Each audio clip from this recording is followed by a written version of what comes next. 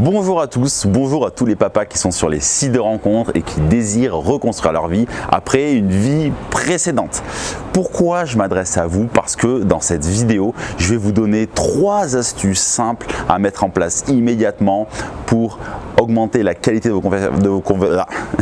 J'ai du mal des fois, c'est pas grave, augmenter la qualité de vos conversations et avoir plus de rendez-vous. Parce que non, avoir des enfants et être sur un site de rencontre, ce n'est pas du tout incompatible.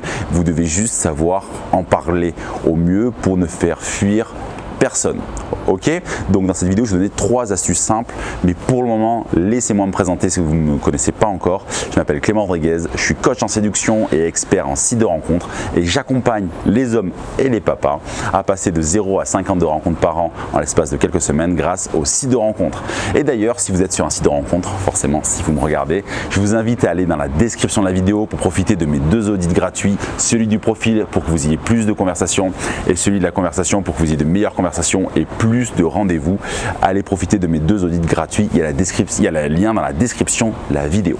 Mais maintenant, commençons par les astuces simples. La première astuce.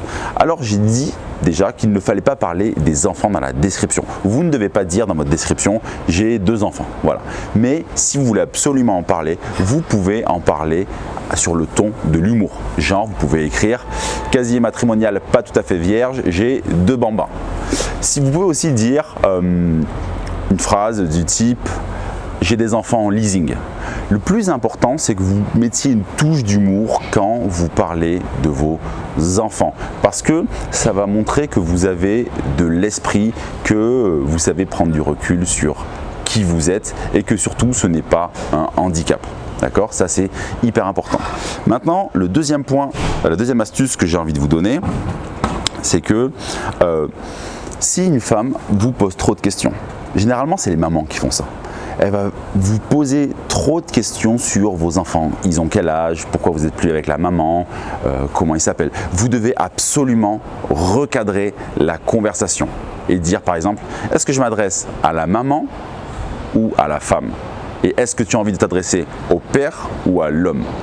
Et ça m'amène sur le 3e point, c'est que vous devez absolument, quand vous êtes sur un site de rencontre, vous considérer comme un homme et pas comme un père. Et ça, c'est hyper important. Vos enfants, ok, ça fait partie de votre vie, comme de votre job, comme beaucoup de choses, mais vous ne devez surtout pas, c'est la 3e astuce, vous ne devez surtout pas les mettre au centre de votre conversation.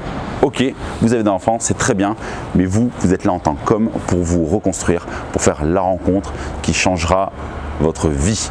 Donc voilà, si vous avez des questions parce que vous êtes papa, parce que vous êtes sur les sites de rencontres, parce que vous rencontrez des problématiques particulières. Ah non, en fait j'ai pas terminé. Je viens de me souvenir que j'avais autre chose à vous dire. C'est la période de connexion.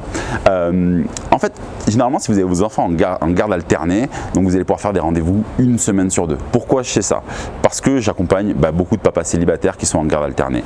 Ce que je vous conseille de faire, si par exemple vous le gardez du lundi au lundi, vous allez la semaine où vous avez vos enfants, vous allez commencer à vous reconnecter sur les sites de rencontres à partir du, on va dire, jeudi, vendredi, pour prévoir des rendez-vous à partir du mardi où vous êtes libre. Quand vous avez vos enfants en début de semaine, vous ne devez pas vous connecter sur les sites de rencontres parce que si vous obtenez des rendez-vous, qu'est-ce qui va se passer? Vous n'allez pas être disponible avant très longtemps et du coup, maintenir l'intérêt de la femme va vraiment être très compliqué. Donc, vous devez vraiment avoir des périodes de connexion. Connectez-vous sur les sites de rencontres, commencez à lancer des charmes sur Adopt a Mec, à matcher sur Tinder. 3 jours avant d'être en mode célibataire, d'être en mode sans enfant. Ça, c'est primordial, sinon vous allez casser plein de plans. Donc voilà, là c'est vraiment la fin de la vidéo. J'espère que ces conseils vous ont plu. Et donc, si vous avez des problématiques en tant que papa sur les sites de rencontres, n'hésitez pas à me les partager en commentaire. N'hésitez pas à m'écrire un email, je me ferai vraiment un plaisir d'y répondre.